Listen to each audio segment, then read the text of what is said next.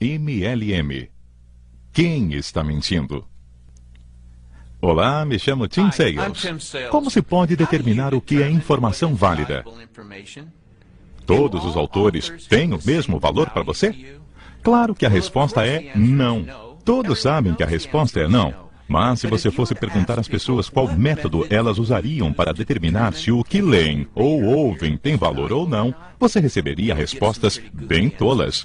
Uma senhora, aliás, me disse que determinava a validade do que lia baseada em ser uma informação balanceada. Quer dizer, se o autor dá crédito a ambos os lados de um argumento, então ela acredita que o conteúdo da informação é verdadeiro e válido. Isso é bem tolo, porque baseado no que ela acredita, se alguém estiver absolutamente seguro sobre sua posição, ela não confiaria ou não acreditaria. Outra pessoa atestou que isso depende de se o website ou o apresentador tem aparência profissional. Isso também é uma tolice e pode nos guiar a muitos caminhos errôneos. Minha profissão anterior era com a unidade tática de mergulho antibombas. A informação com a qual nós operávamos significava vida ou morte. Lá eu aprendi como valorizar o que eu lia ou ouvia. Meu intento com esse curto vídeo é compartilhar com você como determinar qual conselho seguir. A primeira coisa que você tem que determinar sobre qualquer autor, ao ouvir ou ler, é se você está ouvindo o que o autor acredita sobre o assunto ou se o que você está ouvindo é fato provável. É triste como as pessoas leem o que alguém acredita sobre um assunto e para sempre agem em suas vidas como se o autor lhes tivesse dado uma informação provável. Me recordo de um professor de história passando para a classe suas crenças religiosas como se fossem fatos. O triste foi que houve pessoas que adotaram as crenças daquele professor, em grande parte, porque ele exercia o papel de autoridade para todos nós. Mas a informação que ele nos deu em religião foram apenas suas crenças, nada que se pudesse provar. Falando nisso, temos que ter muito cuidado ao ouvir ou ler atestados do que chamamos fatos que direcionam erroneamente. Como, por exemplo, eu recentemente li, suas chances de fazer muito dinheiro em network marketing são menores do que ganhar nos jogos de Las Vegas.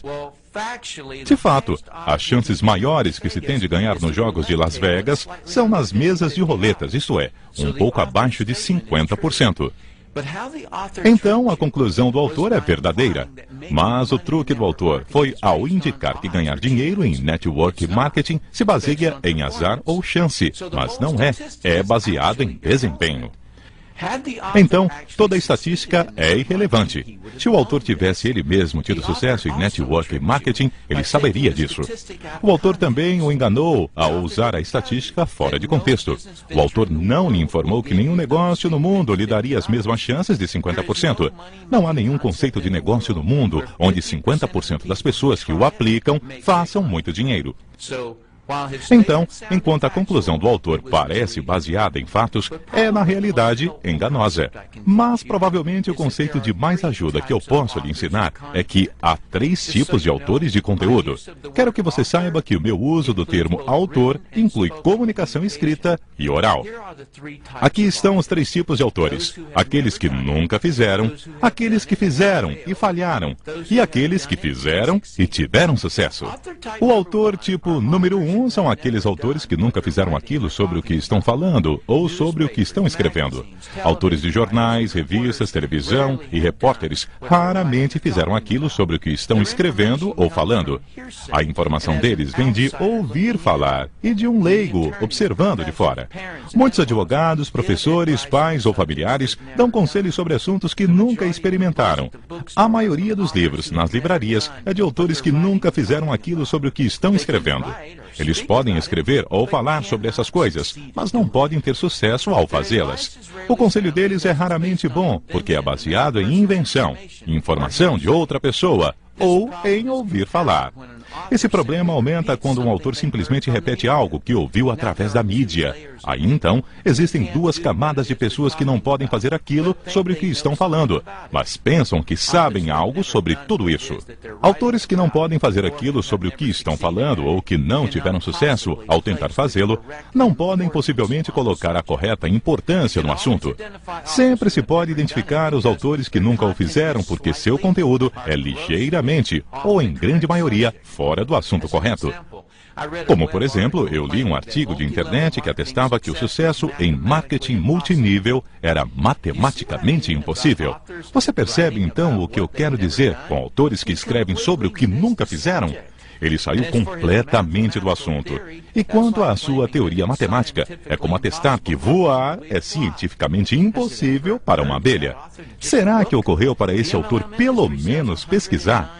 A indústria de MLM vende 109 bilhões de dólares em produtos e milhares de pessoas ganham milhões de dólares. Ainda mais, as indústrias de MLM mais antigas continuam crescendo. O autor tipo número 2 são os autores que não tiveram sucesso naquilo sobre o que estão falando ou escrevendo. Quando alguém falhou naquilo sobre o que está escrevendo ou falando, é comum que seja crítico em relação ao assunto e àqueles que o fazem. Quando alguém critica algo, é comum se achar falha nisso. Por quê? Porque algo em relação ao assunto é um completo mistério para eles, e eles se sentem inadequados. Eles, obviamente, não conseguiram desvendar parte do assunto, e desistiram antes de desvendá-lo. Tome, por exemplo, alguém que queria ser um investidor de imóveis, mas não teve sucesso nisso. Ele vai projetar sua experiência negativa em tudo que escreve ou fale sobre o negócio. Ele, tipicamente, vai escrever ou falar do que é difícil, errado ou perigoso acerca de imóveis. Por quê? Porque ele nunca conseguiu desvendá-lo, e alguém que tem sucesso nisso prova que ele é inadequado sobre o assunto de imóveis. Seu pior pesadelo são pessoas tendo sucesso em investimentos de imóveis. Seu negativismo pode fazer com que ele foque no aspecto de investimento de imóveis que for o motivo de que ele falhasse, mas provavelmente ele não sabe por que falhou. Então tenta fazer tudo que é relacionado com imóveis como errado, inclusive qualquer pessoa que lide com imóveis. Apenas um aviso: em todos os assuntos há mais pessoas que desistiram do que pessoas que tiveram sucesso. Então, você pode achar muito mais informação negativa do que informação positiva. Não siga conselhos de autores que desistiram daquilo sobre o que estão escrevendo ou falando. Eles têm ressentimento e não querem que você tenha sucesso naquilo em que falharam. O sucesso de outros somente prova que eles são inadequados. Eles podem indicar que querem somente protegê-lo, mas na realidade, eles querem somente proteger a si mesmos de um sentimento de falha ao impedi-lo de tentar e ter sucesso. O autor tipo número 3 são aqueles que tiveram sucesso naquilo sobre que escrevem ou falam. Se um autor teve sucesso naquilo sobre que escreve ou fala, ele é um recurso valioso para você e vale a pena seguir o seu conselho. Eles sabem o que é importante e o que não é importante no assunto. Se você escutar uma informação de um autor tipo número 1 ou número 2 que lhe preocupe, peça ao autor tipo número 3 para explicá-la a você. Eles vão poder explicar e categorizar a informação de maneira lógica. Por favor, note que há uma diferença vasta entre ter tido sucesso num assunto e ser alguém que tenha sido meramente educado sobre isso. Não é só porque alguém estudou um assunto ou fez um trabalho por 20 anos que significa que tenha tido sucesso ao fazê-lo. Uma cabeleireira pode estudar tudo sobre cabelo, mas isso não significa que possa cortar cabelos de maneira que satisfaça seus clientes. Uma psiquiatra pode ter sido capaz de ouvir seus professores, de ler os livros de texto requeridos e de até passar no exame do Estado sobre o assunto. Mas será que ela pode resolver os problemas de outra pessoa? Se é que ela não pode, não siga o conselho dela. Uma estudante que tenha sido educado numa matéria somente provou que teve sucesso em ser uma estudante. Ela não provou que pôde desempenhar com sucesso um trabalho sobre a matéria.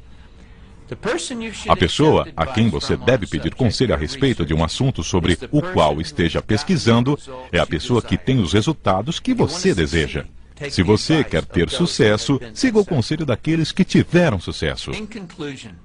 Em conclusão, o conselho mais fácil de se dar ou de se receber no mundo dos negócios é: não faça. Mas guarde na cabeça essa ideia sobre dinheiro. O máximo valor em dinheiro que você vai perder é o valor que você nunca ganhará. Suponhamos que você esteja interessado em um negócio onde você ganhe $1 milhão por ano e que requeira um investimento de $2.000.